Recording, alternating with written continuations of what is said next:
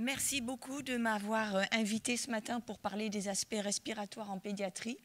On en a déjà parlé un peu ce matin, ce qui fait que je vais centrer mon exposé sur les outils d'exploration qui pourront servir bien sûr pour l'évaluation des thérapeutiques innovantes et puis aussi certaines données en vie réelle, comment sont pris en charge les enfants les plus sévères en France grâce au réseau VNI que nous avons mis en place.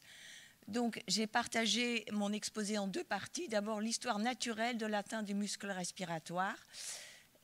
Alors, c'est avant l'ère des thérapeutiques innovantes, mais nous avons fait un certain temps déjà dernier une exploration complète des muscles respiratoires, comprenant la stimulation magnétique des nerfs phréniques qui permet de mesurer de façon, je dirais, mini-invasive et non volutionnelle la force spécifique du diaphragme.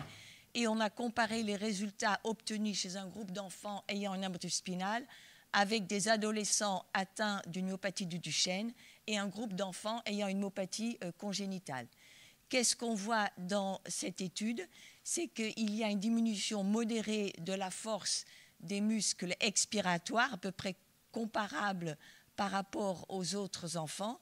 Par contre, on a une force de contraction du diaphragme qui est relativement préservée par rapport aux myopathies du Duchenne, avec une atteinte qui est préférentiellement au niveau des muscles inspiratoires accessoires, c'est-à-dire les intercostaux externes.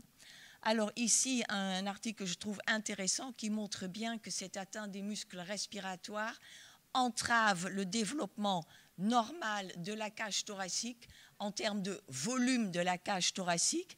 Et ce travail a bien montré qu'il y avait donc une diminution du rapport circonférence de la tête sur la circonférence thoracique sur la circonférence de la tête chez ces enfants ayant une forme précoce, qui montre bien qu'il y a une diminution à cause de la faiblesse des muscles respiratoires de la cage thoracique et par voie de conséquence du poumon sous-jacent. Alors, on connaît tous la capacité vitale pour évaluer en fait la force globale des muscles inspiratoires et expiratoires. Il faut savoir les limites de cette technique. C'est certes une technique non volutionnelle, mais non invasive, mais elle est volutionnelle, donc elle se doit d'être maximale. Pour être reproductible, il faut avoir au moins 3 mesures à peu près équivalentes, et ce qui fait qu'elle est difficilement réalisable chez les enfants de moins de 6 à 8 ans. Ce qu'on voit quand même, c'est que ici, en termes de valeur absolue de capacité vitale, les enfants qui ont une amyopathie spinale de type 2 ont des valeurs de capacité vitale en valeur absolue et en pourcentage des valeurs attendues pour l'âge extrêmement basses, nettement diminuées par rapport au type 3, avec également une pente de déclin qui est extrêmement rapide et un peu plus rapide, comme on peut le comprendre pour les types 2 par rapport au type 3. Par contre, un examen qui est particulièrement intéressant en pédiatrie, c'est la pression nasale lors d'un reniflement maximal. Le reniflement, c'est une manœuvre tout à fait naturelle. Quand l'enfant a le nez bouché, il renifle. Si à ce moment-là, on met dans une narine un petit bouchon avec un capteur de pression et qu'on met l'enfant devant un écran, il voit lui-même le grand pic, donc la grande pression négative qu'il génère en faisant un reniflement maximal qui entraîne l'occlusion de la narine contralatérale et qui permet donc de mesurer la pression dans la narine où il y a le capteur de pression. C'est un test extrêmement facile, ludique, reproductible, réalisable chez l'enfant à partir de 2-3 ans. Et on voit très bien, lorsqu'on fait cette mesure de la pression nasale lors du reniflement chez les enfants qui ont une amyopathie spinale, là encore, on voit très nettement des valeurs extrêmement basses chez les types 2, meilleures chez les types 3, avec là encore un déclin qui est assez rapide et un peu plus rapide chez les types 2 que chez les types 3. Maintenant, des études sur des grandes cohortes qui montrent quand même la variabilité interindividuelle extrêmement importante de l'atteinte respiratoire. Vous avez ici les valeurs de capacité vitale en pourcentage de la valeur prédite pour les SMA de type 2, les SMA de type 2 donc assis et les SMA de type 3. Et on voit donc qu'il y a un déclin progressif, mais avec des valeurs extrêmement, je dirais, différentes pour des enfants pour un même âge. Alors ici, c'est une technique qui est extrêmement intéressante, mais malheureusement, il n'existe pas d'appareil disponible dans le commerce, donc ça reste une exploration de recherche. C'est la plétismographie optoélectronique. Ça consiste en quoi? Ça consiste à analyser par des caméras les mouvements de la cage thoracique et de l'abdomen par des petites pastilles réfléchissantes qu'on colle sur le thorax et de l'abdomen. Ensuite, on analyse la respiration du sujet et ça permet de quantifier exactement quelle est l'importance de l'expansion thoracique et abdominale et de la quantifier côté droit, côté gauche, abdomen versus thorax. Alors, ça a été fait par l'équipe de Andrea Aliverti de Milan, qui est un expert dans ce domaine, et il a montré donc, en fait, ici, la part du volume courant assurée par la cage thoracique et la part du volume courant assurée par l'abdomen. Et il a ici les résultats chez les sujets sains. Donc, le premier point représente la respiration calme.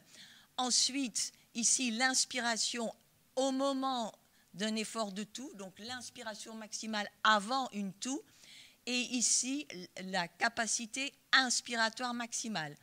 Qu'est-ce qu'on voit pour les SMA de type 2? C'est qu'ils ont un volume qui est diminué. Ils n'arrivent pas à augmenter le volume dans leur cage thoracique, ni au début d'une toux, ni lors d'une manœuvre de capacité inspiratoire maximale. Et de manière identique pour l'abdomen. Et on voit que ces modifications, enfin ces altérations, sont moins prononcées, intermédiaires, pour les types 3A et 3B. Alors, le sommeil. On sait que pendant le sommeil, il y a une diminution physiologique de l'efficacité de la respiration. Vous avez une diminution physiologique de la commande respiratoire et de la sensibilité des chémorécepteurs périphériques. On a la préservation de la fonction du diaphragme. Par contre, on a une relaxation, donc un relâchement des muscles dilatateurs des voies aériennes supérieures et également un arrêt de l'activité des intercostaux externes pendant le sommeil paradoxal, ce qui fait que pendant cette phase de sommeil particulièrement vulnérable, il n'y a que le diaphragme qui assure la respiration.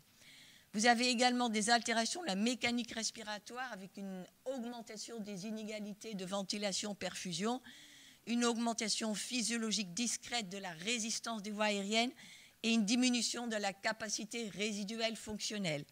Ce qui fait que, de manière tout à fait normale, on peut avoir pendant le sommeil une diminution de l'oxymétrie de pouls de 2 à 4% avec une augmentation physiologique du gaz carbonique transcutané jusqu'à 10 mm de mercure.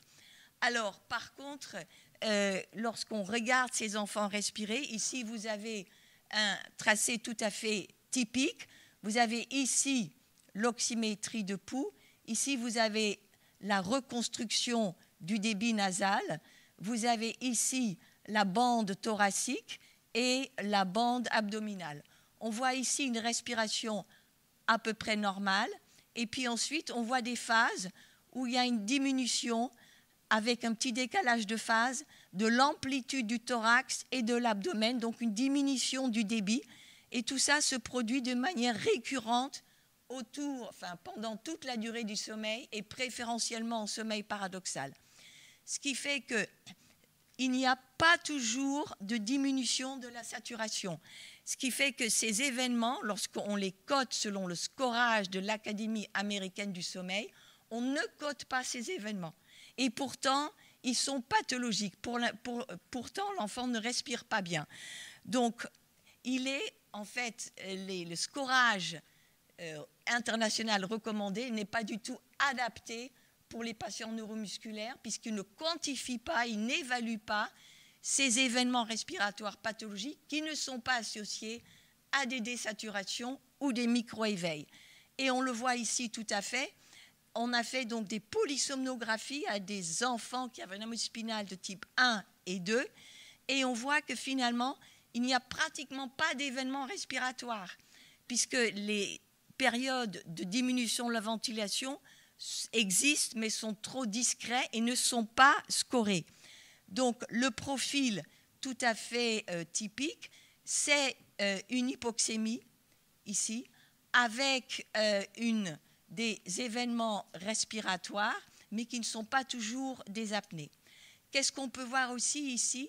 C'est que cette mauvaise qualité du sommeil va retentir sur l'architecture et l'efficacité du sommeil, puisque chaque fois qu'il y aura des événements, une respiration normale, le cerveau va avoir tendance à réveiller l'enfant.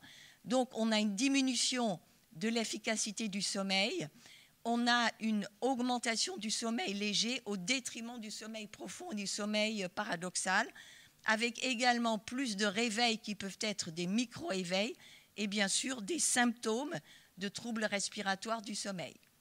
Alors ici, une autre étude qui a été faite par une équipe italienne de Rome, où ils ont comparé le sommeil de patients SMA de type 2 versus des sujets sains témoins.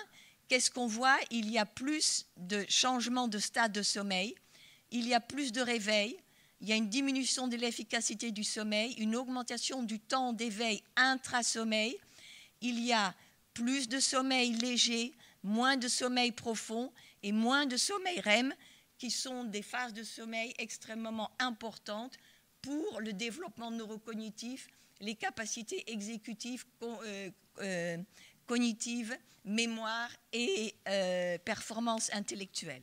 Alors, la prise en charge respiratoire, je vais passer assez rapidement. On sait que, vous voyez ici, l'évolution naturelle d'une maladie neuromusculaire progressive. Lorsque les muscles fonctionnent encore normalement, on a une respiration normale. Mais ensuite, on aura une faiblesse musculaire qui va se manifester préférentiellement pendant les périodes d'exacerbation infectieuse où le sujet a besoin de fournir un effort, une activité de force musculaire plus importante. Donc la première étape va être la mise en route de techniques d'assistance à l'atout. Alors il y a différentes techniques d'assistance à l'atout.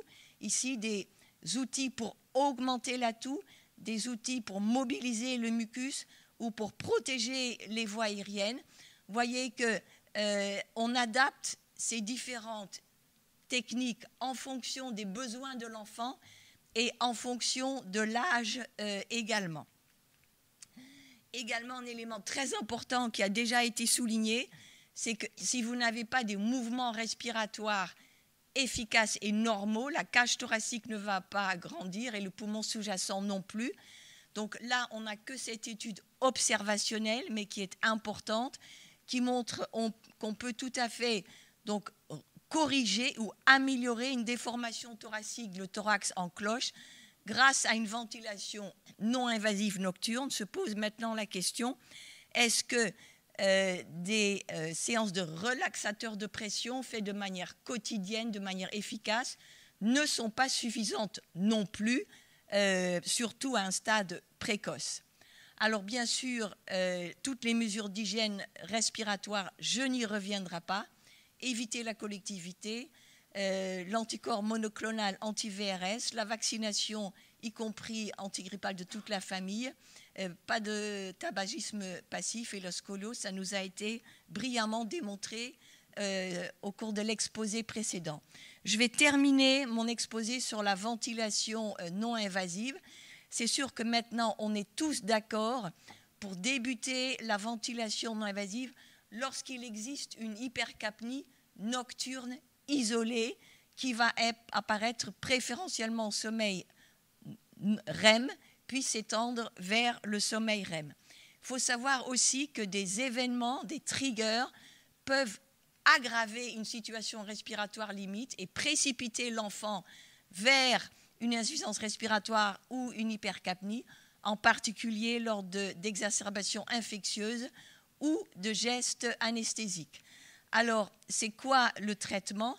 Lorsque vous avez une faiblesse des muscles respiratoires, le cerveau va actionner plus ces muscles affaiblis. Le travail respiratoire peut être augmenté du fait de la déformation thoracique. Ce qui fait qu'à partir d'un certain moment, il va y avoir un déséquilibre, ce qui fait qu'il ne va plus y avoir assez d'air pour rentrer dans le poumon, pour pouvoir rentrer lors de chaque inspiration, ce qui fait qu'il va y avoir une insuffisance d'air, donc une hypoxémie, insuffisance d'apport d'oxygène, mais surtout pas assez d'air pour épurer le poumon du gaz carbonique, donc on va avoir une hypercapnie. C'est quoi la ventilation non invasive? Elle va simplement rééquilibrer la balance. Et dans le cadre d'une maladie neuromusculaire, la ventilation non invasive a comme but de restaurer une respiration normale, donc d'assister, voire de remplacer les muscles respiratoires. Alors, les indications de la VNI, il y a un consensus international pour dire que chaque fois qu'il y a des exacerbations respiratoires sévères qui nécessite une hospitalisation, c'est que l'enfant n'a plus aucune réserve respiratoire et qu'il faut mettre en route une VNI. De même, lorsqu'il existe une hypoventilation alvéolaire nocturne isolée qui doit être dépistée de manière systématique puisque malheureusement, on n'a pas de critères cliniques, ni musculaires respiratoires, ni fonctionnels qui permettent de prédire de manière précise quand l'enfant va être hypercapnique la nuit. Nous, on avait misé beaucoup sur le SNP. Ça n'a pas démontré son efficacité pour prédire une hypercapnie nocturne.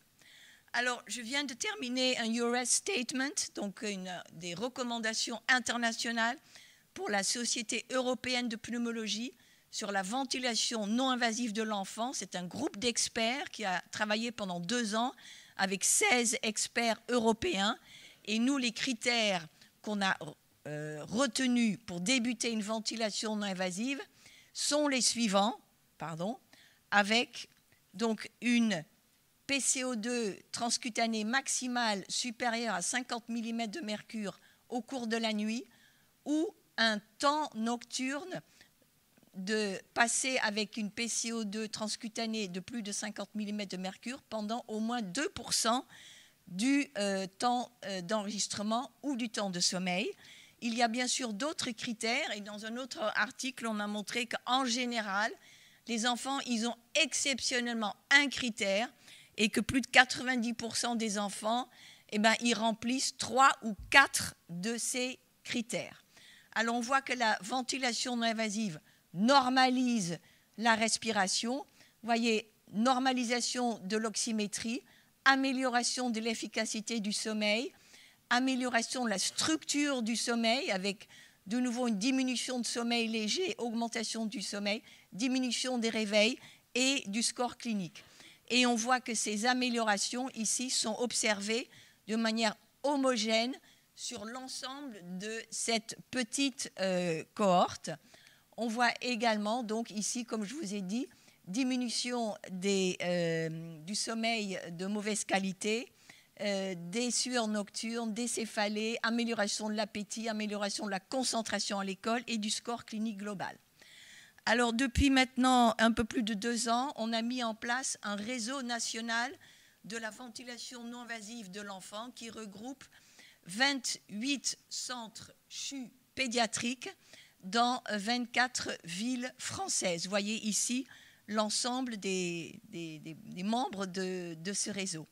Donc, on a fait une enquête nationale au 1er juin 2019 où on a demandé à tous les centres de remplir une feuille avec certains renseignements cliniques pour l'ensemble des patients qui étaient traités dans leur centre par une pression positive continue ou une VNI au long cours. Donc, ça nous a donné un panorama exhaustif de l'état en France des enfants ventilés à domicile. On a avait en juin 2019 1449 enfants sous VNI au long cours. Et on voit que les enfants qui avaient une pathologie neuromusculaire, 400 enfants, représentaient 28% de ces enfants. Le premier groupe ici, ce sont des enfants qui ont des malformations des voies aériennes supérieures, donc une pathologie obstructive sévère. Ici, une pathologie du système nerveux central, cardio-respiratoire, maladies osseuses constitutionnelles et autres. Quand on regarde ces enfants neuromusculaires, on voit que l'hermétus spinal représente le groupe le plus important, 129 enfants, 32% des enfants neuromusculaires, avec le deuxième groupe représentant les myopathies et le troisième, les myopathies de Duchenne. Quand on regarde maintenant les caractéristiques de ce groupe d'enfants neuromusculaires, ils avaient un âge moyen de 11 ans, ils étaient ventilés en moyenne depuis un peu plus de 3 ans, 94% de ces enfants neuromusculaires avaient une ventilation non invasive et surtout, ce qui est à l'honneur de la France, c'est qu'on est le pays au monde où il y a le moins d'enfants chez lesquels on débute une PPC ou une VNI lors d'une exacerbation aiguë. Les publications internationales, c'est 60 à 40% des initiations de VNI se font lors d'une exacerbation et en France, c'est 8%. Donc ça veut dire que ces enfants sont dépistés. Ils sont bien pris en charge et je pense que c'est extrêmement important aussi sur le plan psychologique, compliance, suivi, etc. Ici, un peu plus de caractéristiques sur ce groupe. On voit qu'en France, on est aussi, je nous jette des fleurs, mais les résultats sont là, on est les champions de l'observance. Ici, vous voyez l'observance moyenne sur les cartes machines de tous ces enfants. Là encore, la France est le pays où la compliance est la meilleure. Dans les autres pays, c'est entre 3 et 6 heures, avec peut-être un tiers d'enfants non compliants. Pour les neuromusculaires, les enfants, ils dorment en moyenne 8 heures avec leur machine, avec la majorité des enfants qui dorment plus de 6 heures. Les interfaces, c'est avant tout un masque nasal, beaucoup moins de masque naso-buccal, c'est surtout les enfants qui ont de fermeture de bouche, avec toujours la réserve d'un reflux, de risque d'inhalation et le fait que l'enfant puisse enlever lui-même le masque. Vous voyez ici les réglages de la ventilation non invasive. Donc tout ça, c'est assez homogène. C'est des paramètres de ventilation classiques. Tout ce qu'il faut, c'est restaurer une ventilation normale. Donc les pressions inspiratoires moyennes de 4, expiratoires de 5. Il y a 15% des enfants qui avaient une ventilation volume garanti au volume minimal, qui est un nouveau mode de ventilation. Et on voit également que la majorité des enfants ont un ventilateur de survie, donc de type 3 ou un type intermédiaire. Et 64% des enfants ont des appareils d'aide instrumentale à la toux. Et avec notre groupe VNI, on va débuter une enquête nationale prospective également sur les outils d'aide instrumentale à la toux. Alors, juste pour vous dire que pour l'amyotrophie spinale, l'âge moyen de début de la VNI, 9 ans, enfin l'âge moyen des enfants au moment de l'enquête, c'était 9 ans, avec un âge de début moyen de la VNI de 5 ans. Et on voit qu'il y avait donc dans ce groupe total une majorité d'enfants de type 2, mais également des enfants de type 1. L'initiation de la VNI, donc les examens réalisés avant l'initiation de la VNI, donc c'est majoritairement une gazométrie transcutanée, oxymétrie de pouls, gaz carbonique transcutané, et les critères d'indication étaient posés donc majoritairement sur les anomalies nocturnes des échanges gazeux. Ici, le mode de ventilation en général, c'est un mode spontané avec une fréquence de sécurité, la plupart du temps une interface nasale, l'observance vraiment très bien. Et vous voyez ici tous les appareils complémentaires pour l'aide instrumentale à la toux, en sachant que certains enfants avaient plusieurs appareils. Ensuite, si la faiblesse des muscles respiratoires progresse et que l'enfant est dyspnéique ou hypercapnique la journée, On peut bien sûr ajouter des périodes de ventilation invasive la journée, soit par le masque habituel nocturne chez le petit enfant, soit par une pièce buccale chez les enfants plus grands. Et puis bien sûr, à un stade ultime, avec une discussion ensuite transparente, bien informée et éthique avec l'enfant et sa famille, une trachéotomie pour les stades les plus sévères. Donc, en conclusion, armature spinale, atteinte préférentielle des muscles intercostaux. Donc, il faut prévenir la déformation et le défaut de croissance thoracique et pulmonaire. Il faut un dépistage systématique de l'hypoventilation alvéolaire. Et je pense qu'une oxymétrie avec un gaz carbonique transcutané suffit. Si exacerbation, hypoventilation alvéolaire et en prévention d'une situation à risque de chirurgie, c'est une indication à la VNI et on peut y associer une ventilation diurne si besoin, ventilation invasive au cas par cas et modification bien sûr de l'histoire naturelle avec les thérapies innovantes. Et je pense qu'il est extrêmement important de monitorer de la manière la plus simple possible, systématiquement, ces enfants au long cours. Merci beaucoup. Merci beaucoup. Donc il y a la place pour une petite question peut-être dans la salle en attendant qu'Hélène Prigent s'installe. Y a-t-il une question par rapport à la prise en charge ventilatoire de l'enfant? Oui. Bonjour, je suis la maman d'un enfant atteint d'amyotrophie spinale type 0, type 1.